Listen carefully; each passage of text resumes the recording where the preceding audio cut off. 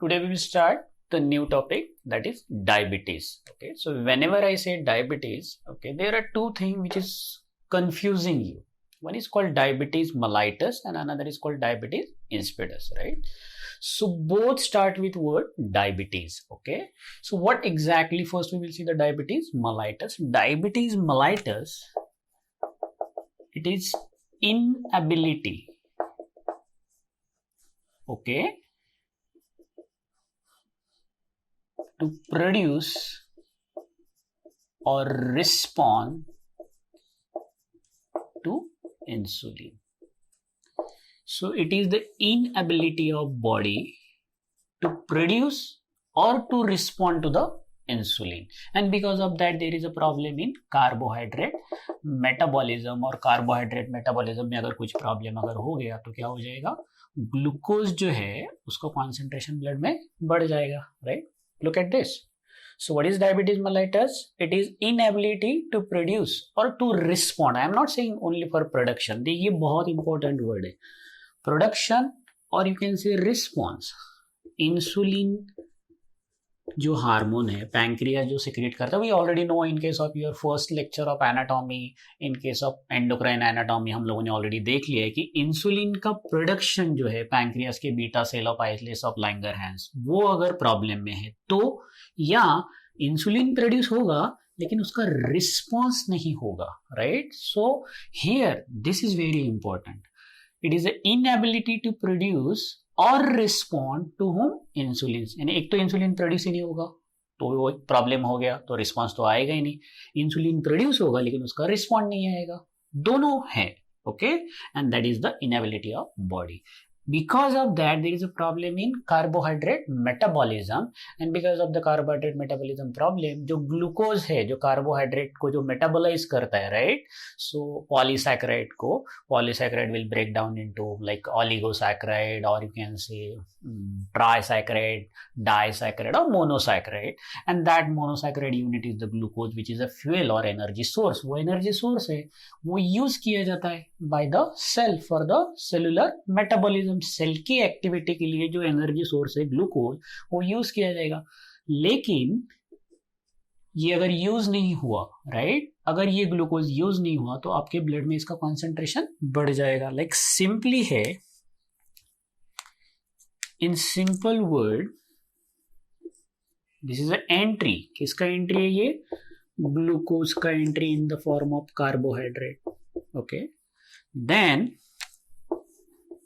after entry, 30% of your carbohydrate digested in the mouth, in the saliva, because saliva contains salivary amylase, and remaining 70% in small intestine, and that digested is going to be absorbed, and inside the liver it is stored, okay, और inside the muscle it is stored in the form of glycogen. जब जब लगेगा तब तक वो use होगा for any cellular metabolism.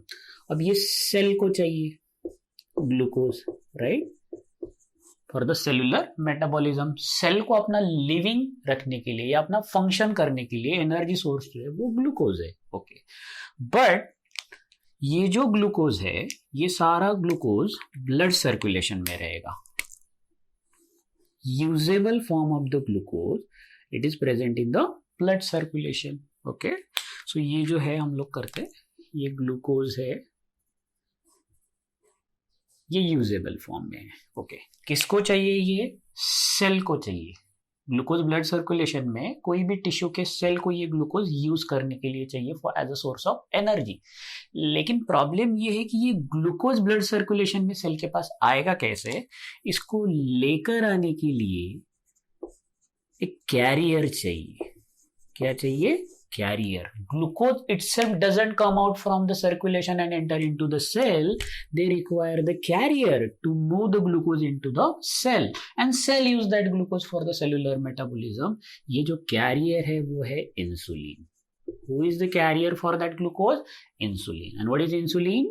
Insulin is the hormone which is secreted by beta cell of islets of Langerhans of pancreas, right? or it is an endocrine. You already know it's a endocrine cell which is present in the gland, that is a endo and exogland. So endocrine part of जो gland है pancreas का, वहां से ये beta cell से hormone secrete होगा insulin. Alpha से आपको पता है ग्लूकागॉन, देन डेल्टा से आपको पता है सोमेटोस्टैटिन भी पता है, right. So you already know all this thing. Okay, तो ये इंसुलिन का काम है जो ब्लड का ग्लूकोज है उस सेल के पास लेके आना. अगर इंसुलिन ही नहीं है तो ये ब्लड का ग्लूकोज सेल के पास आएगा क्या? नहीं आएगा. ब्लड में ग्लूकोज का कॉन्सेंट्रेशन ऑटोमेटिकली बढ़ जाएगा, राइट. तो ये सेल का सेलुलर मेटाबॉलिज्म होगा? नहीं होगा, राइट. तो सेल अपना फंक्शन कर पाएगा? नहीं कर पाएगा. And cell which forms the tissue and tissue which forms the organ, this organ get fatigue. जैसे ही ये organ fatigue हो जाएगा तो इसका that fatigability of that particular organ, ये जो मैसेज है ये आपके ब्रेन को जाएगा एंड ब्रेन को यही मैसेज जाएगा कि सेल फटीग है, सेल को ग्लूकोज नहीं मिल रहा है. Then what happened, the satiety center inside the brain, जो भूख लगने वाला सेंटर है वो एक्टिवेट होगा, क्योंकि ब्रेन को ये पता नहीं है कि ग्लूकोज ले जाने वाला इंसुलिन नहीं है. ब्रेन को सिर्फ इतना मैसेज जा रहा है कि सेल फटीग, टिश्यू फटीग हो रहा है, ऑर्गन काम नहीं कर पा रहे हैं क्योंकि उनको एनर्जी नहीं मिल रही है. तो ब्रेन का काम क्या है कि आपको स्टिमुलेट करने का, कि आपको भूख लगी है. Then satiety centre will be stimulated and you start eating. आपको भूख लगेगी, again you will eat, again the digestion happen, again the glucose come into the blood circulation, excess of the glucose stored in the liver, okay, in the form of glucagon. but ये glucose जा ही नहीं रहा है. तो हो क्या रहा है, ये ग्लूकोज का कॉन्सेंट्रेशन बढ़ रहा है लेकिन सेल को क्या हो रहा है, ग्लूकोज नहीं मिल रहा है. And that's what the problem is, and this is your which one, diabetes mellitus. Okay, that's what we are going to study today. What is diabetes mellitus? Inability to produce ही नहीं किया तो insulin नहीं रहेगा, लेकिन कभी कभी produce हो जाता है लेकिन वो रिस्पॉन्ड नहीं कर पाता. वो यहाँ ये ग्लूकोज के उसके ऊपर रिसेप्टर नहीं रहेगी, वो कैरी नहीं कर पाएगा. आप कितना भी इंसुलिन दो वो कैरी नहीं कर रहा है, राइट. तो फायदा क्या है इंसुलिन का, अगर वो रिसेप्टर ही नहीं है, इसके साइकिल के ऊपर ये जो कैरी करने वाला है, समझ लो हम लोगों ने साइकिल बोला है, वो कैरियर ही नहीं है कि ग्लूकोज को लेके जा सके, तो इंसुलिन देने रहने का फायदा ही नहीं है, right. So this is what response नहीं मिल रहा है इंसुलिन को, right. So both the thing is very important, production and response both should be important. तो ये हो गया आपका डायबिटीज मेलाइटस. आपको एक और टर्मिनोलॉजी रहती है, diabetes insipidus. So I want you to remember both thing inside your mind. Diabetes mellitus it's almost different from diabetes insipidus, not diabetes insipidus. So this diabetes insipidus, it is a different disease. Okay, what happened here? Here there is an imbalance in salt and water. Okay, salt water जो metabolism होता है आपके body में, उसमें imbalance हो रहा है. Basically body can not maintain the balance of salt और इलेक्ट्रोलाइट और water. Okay, because of that there is a increase thirst, कि बैलेंस ही नहीं, और इंक्रीज थर्स्ट क्यों? Because there is a increase urination. There is a increase urination. Imbalance हो रहा है सॉल्ट वाटर का, थर्स्ट इंक्रीज हो रही है, इंक्रीज यूरिनेशन हो रहा है. और हमें क्या लगता है, इंक्रीज थर्स्ट इंक्रीज यूरिनेशन, हम लोग बोलते हैं ना पॉली यूरिया, पॉली डिप्सिया, राइट. बहुत बार पानी पीना है, बहुत बार यूरिनेशन के लिए जाना है, these are the sign and symptom of diabetes. तो सेम आपको यहाँ मिल रहे हैं in case of diabetes insipidus, but these two are different. उनका लाइन ऑफ मैनेजमेंट भी डिफरेंट है, right. That's what I want to remember. So diabetes insipidus is imbalance in the salt water metabolism. In that you can get increased thirst and increased urination. In diabetes mellitus, there is an inability to produce the or respond to the insulin. Because of that, there is an increased glucose. Okay, and because of more concentration of the glucose inside the body, there is a increased urine. और आपको ये तो पता चल गया कि polyphagia क्यों है वहां पर, क्योंकि ब्रेन को मैसेज जा रहा है, right. Okay, so this is all about your which one, that is called diabetes mellitus. अब मुझे एक बात बोलो, सोर्स शुगर का सबसे जो इंपॉर्टेंट सोर्स है, that is you can say carbohydrate. Carbohydrate is the superior short term energy or you can say fuel for organism. So ये जो carbohydrate है, carbohydrate is used as a fuel. जैसे हमारे गाड़ी में पेट्रोल और diesel हम लोग फ्यूल यूज कर सकते हैं एनर्जी के लिए, right. Carbohydrate is a fuel for the organism.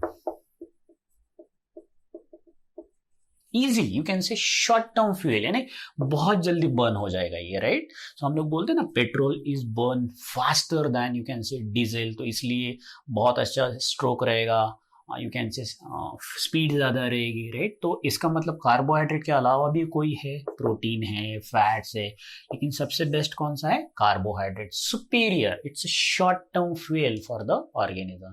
Why? Because it is very simple to metabolize. इनका जो मेटाबॉलिज्म है शुगर का, it is very simple as compare to the metabolism of fat and you can say protein. जैसे हम लोगों ने difference देखा ना, पेट्रोल और डीजल में पेट्रोल बर्न फास्टर, पेट्रोल ये जो हाइड्रोकार्बन है they are burn faster than as compare to the diesel, इसीलिए तो पेट्रोल ज्यादा ये करता है, राइट. उसका जो थर्स्ट रहता है बहुत ज्यादा रहता है, राइट. स्पीड रहता है वो बहुत ज्यादा रहता है, right. So this is about the difference between petrol and diesel. Both are fuel but which is the best one, petrol, right. Now in the same way हमारी बॉडी को चलाने के लिए जो फ्यूल है वो क्या है, कार्बोहाइड्रेट है, प्रोटीन है और फैट है. तो इन तीनों में से carbohydrate, okay, is the best fuel. बाकी भी है. Why it is the best? Because it is a short term. इसका जो मेटाबॉलिज्म है, यूज करने के लिए जो ब्रेक डाउन करना है आपको कार्बोहाइड्रेट को, वो बहुत सिंपल है, ओके.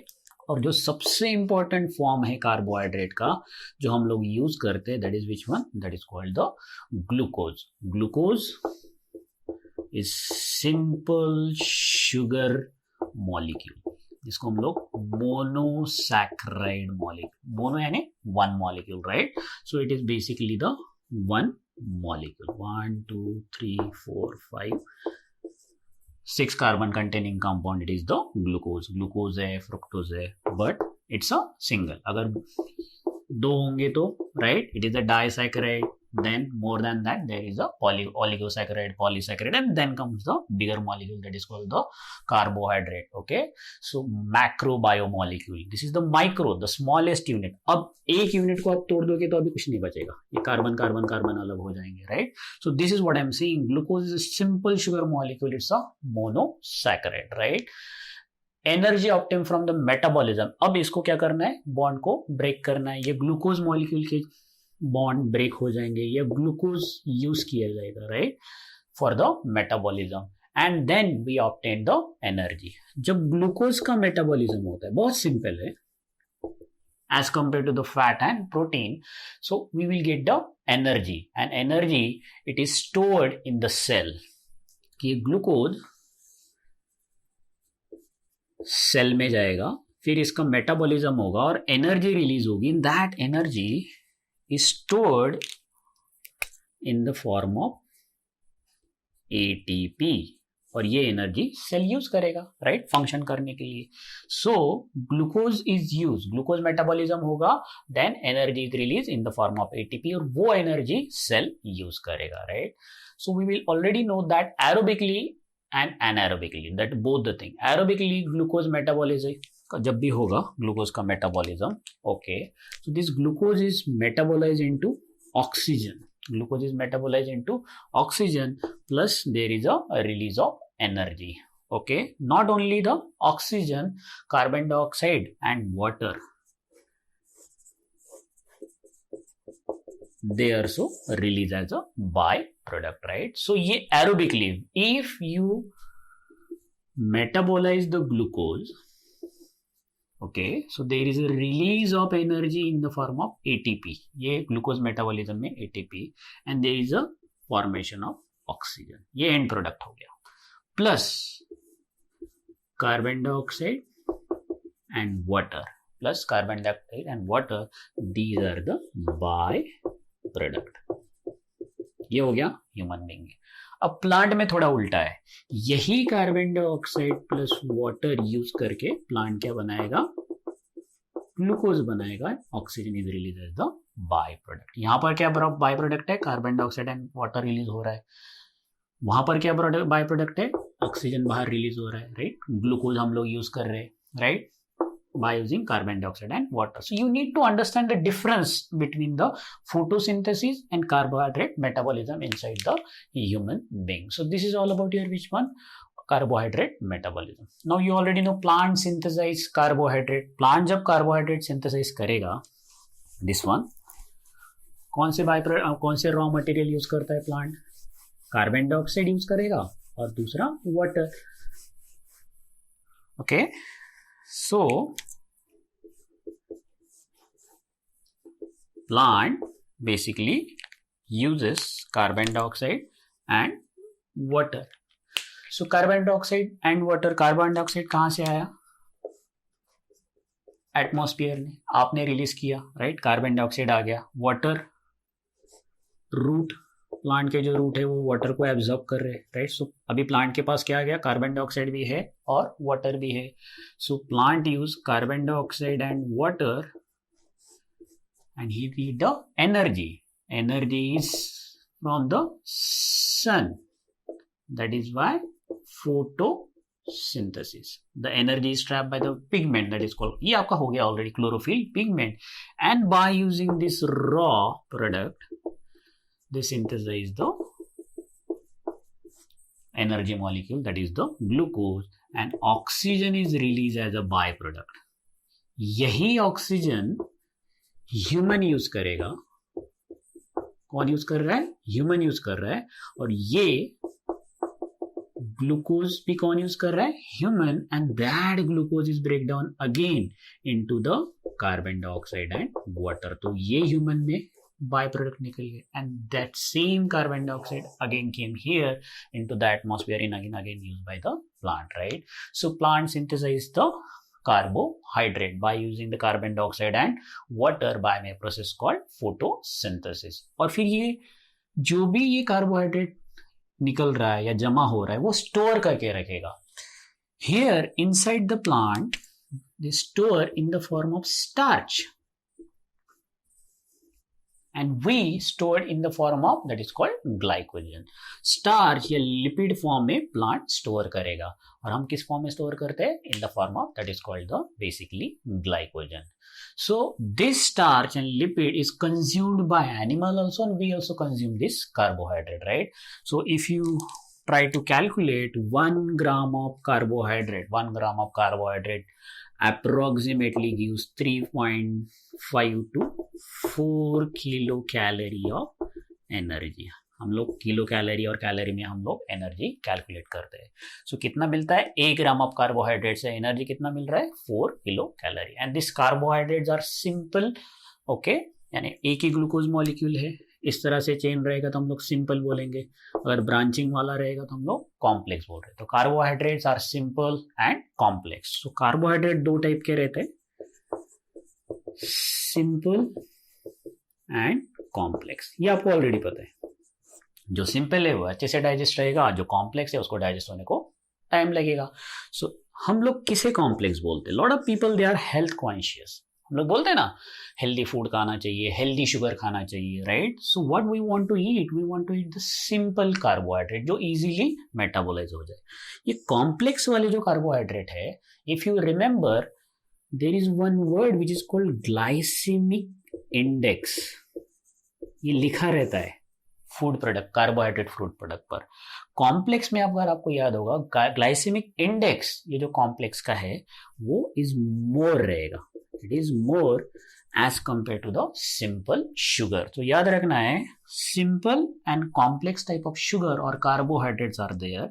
वी वांट सिंपल क्योंकि हमको इजी मेटाबॉलिज्म वाला फ्यूल चाहिए. जो कॉम्प्लेक्स है वो नहीं चाहिए. आप कॉम्प्लेक्स कैसे पहचानोगे? आप उसका ग्लाइसेमिक इंडेक्स लिखा रहेगा. जितना ज्यादा ग्लाइसेमिक इंडेक्स रहेगा उतना ज्यादा वो कॉम्प्लेक्स रहेगा, right? So we don't want, you can not say you don't want, but जितना ज्यादा ग्लाइसेमिक इंडेक्स है उतना ज्यादा वो क्या करेगा? टाइम लगाएगा. और फ्यूल जितना जल्दी बर्न होगा उतना अच्छा रहता. सो people which are health conscious, they prefer the simple one and usually they avoid the complex one. ये मैं इसलिए बोल रहा हूँ, whenever you are treating the patient of diabetes, only medical line of management is not important. Whenever you are giving advice them like for a diet, which type of carbohydrate, क्योंकि sugar तो चाहिए ही, right? सिर्फ उनको protein और lipid पे तो रख नहीं सकते. सो आप उनको कार्बोहाइड्रेट तो दोगे ही, बट कैसा कार्बोहाइड्रेट दोगे? सिंपल वाला, जिसका ग्लाइसेमिक इंडेक्स ज्यादा है वो आप उसको नहीं दोगे, right? This is very very important, lot of people forgot to read this कि ग्लाइसेमिक इंडेक्स कैसे है। अब ये जो आपका कार्बोहाइड्रेट है इसका किस तरह से मेटाबॉलिज्म हो रहा है, या हम लोग इसको बोले ब्रेक डाउन हो रहा है, वो देखते हैं। Now next we will see catabolism और metabolism of carbohydrate. This is very important. Okay, so polysaccharide जो रहेगा, this polysaccharide और carbohydrate they are break down into oligosaccharide they are break down into disaccharide, दो molecule वाले, then monosaccharide. A monosaccharide is the single molecule. ओली यानी 6-7 poly यानी बहुत ज्यादा, right? सो catabolism में carbohydrate breakdown polysaccharide oligosaccharide, and you already know what's the name of enzyme which is used for breakdown of the carbohydrate, that is amylase. Which amylase? Salivary amylase in the mouth, okay, and pancreatic amylase in case of the pancreas. I already told you 30% of the carbohydrate is digested in the mouth, and remaining 70% in case of that is called the small intestine, duodenum, jejunum, and not really duodenum, jejunum, and ileum, duodenum and jejunum, okay. And here they required which enzyme? Amylase, which is called salivary in mouth, and in case of intestine it is called pancreatic amylase. Both are the amylase. अब क्या हो रहा है? Polysaccharide is break down into oligo, di, and that is called the monosaccharide, right? So here the enzyme uses amylase, या इसका दूसरा नाम है, ये जो ग्लाइकोसाइडिक बॉन्ड है, जैसे अमीनो एसिड के बीच में जो बॉन्ड है ये कौन सा है? पेप्टाइड बॉन्ड है। प्रोटीन में कौन सा बॉन्ड ब्रेक करना है आपको? पेप्टाइड। सो शुगर मॉलिक्यूल के बीच में जो बॉन्ड है that bond is glycosidic bond. कौन सा बॉन्ड है? That is called glycosidic bond. तो ये अगर आपको पॉलीसैकेराइड ब्रेक करना है, इनके जो बॉन्ड अगर आपको ब्रेक करना है तो आपको ग्लाइकोसाइडिक बॉन्ड ब्रेक करना पड़ेगा, right? So the name of enzyme is glycosidase hydrolases. Okay, so it is glycosidase, or you can say glycoside hydrolase. जब भी मॉलिक्यूल ऑफ शुगर ज्वाइन हो गए एक दूसरे से तो ग्लाइकोसाइडिक बॉन्ड से हो गए, राइट? और जब कोई टू मॉलिक्यूल पास में आएंगे then there is a release of water. अब जब उसको आपको ब्रेक करना है we have to addition the water, okay? So that is why it is glycoside hydrolase. By using the water molecule you are going to break the glycosidic bond in between the polysaccharide or oligosaccharide, and जब ये monosaccharide आपको मिलेगा तब आप इसका metabolism करोगे. So for the catabolism of the carbohydrate which enzyme you will require? Glycoside hydrolase. याद रखना है आपको. Okay, so glycoside hydrolase or glycosidase you will require for the catabolism of the carbohydrate, right? Fats or lipid they are also using the enzyme. जैसे fat के लिए कौन सा चाहिए आपको, या लिपिड के लिए कौन सा चाहिए? फैट के लिए चाहिए आपको, दैट इज फैट, और लिपिड के लिए आपको चाहिए लाइपेज। प्रोटीन के लिए आपको क्या चाहिए? That is called peptidase, right? So this is all peptide bond break करना है ना आपको. So this is all about what are the various enzyme which is required to break down the that is called carbohydrate और you can say sugar. तो हम लोग diabetes देख रहे हैं तो हम लोग कार्बोहाइड्रेट का देखेंगे, right? Now after break down this glucose which is a monosaccharide or you can say simple sugar, कहाँ आएगा? ये एब्जॉर्ब होगा आपके GIT में से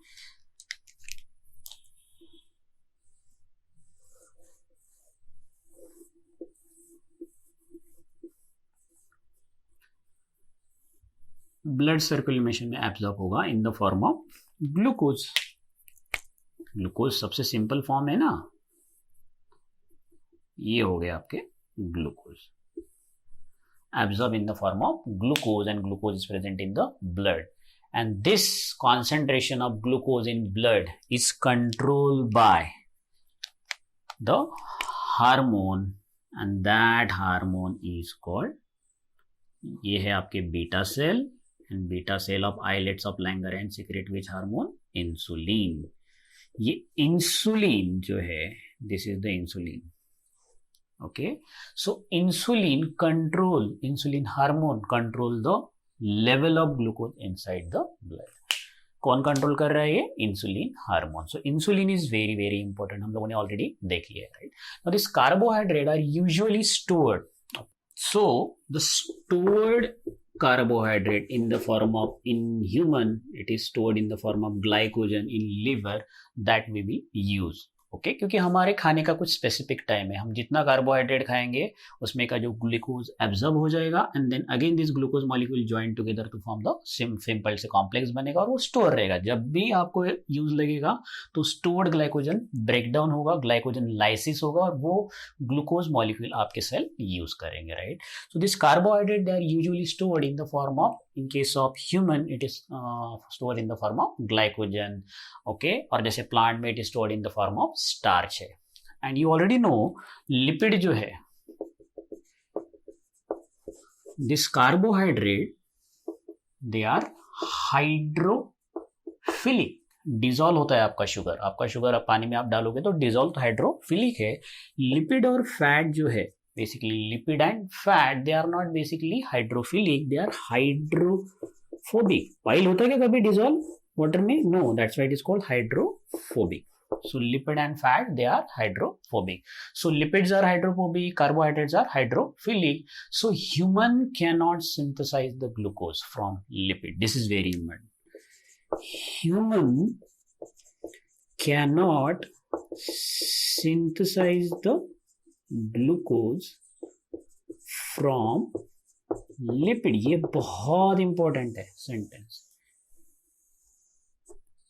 सो human cannot synthesize the glucose. अगर ह्यूमन का ग्लूकोज खत्म हो गया, right, and then you want glucose, so he can use the lipids. So human cannot synthesize the glucose from lipid. Okay, this is very very important. But in case of plant, the glucose can be synthesized from the lipid, right? So why? You already know the answer, right? So lipids are hydrophobic and that is called most important, the carbohydrate or sugar is hydrophilic. Process भी आपको पता है. In short हम लोग process देख लेते हैं कैसे करता है ये सब.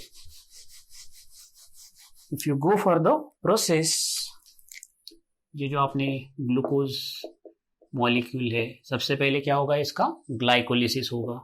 सो ग्लूकोज का ब्रेकडाउन होगा, इसको हम लोग ग्लाइकोलिसिस होता है. You already know glycolysis, glucose is breakdown into pyruvic acid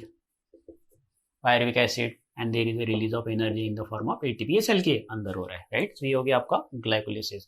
अब ये जो पायरुविक एसिड है, ये भी आपको पता है पायरुवेट, ये एंटर करेगा नेक्स्ट साइकिल में जिसको हम लोग क्रेब्स साइकिल या सिट्रिक एसिड साइकिल बोलते हैं. ये हम लोग डिटेल में नहीं जाएंगे, राइट.